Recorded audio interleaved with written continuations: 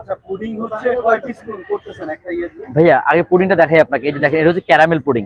Caramel পুডিংটা আমার এখানে যদি বলি, আগারগাতে বেস্ট এন্ড বেস্ট পুডিং এর মধ্যে একটা পুডিং হচ্ছে কি ক্যারামেল পুডিং। এই যে ক্যারামেল পুডিং এর কালারটা অনেক সুন্দর প্রিমিয়াম কোয়ালিটির কালার হয়, সুন্দর প্রিমিয়াম কোয়ালিটির একটা কালার হয়।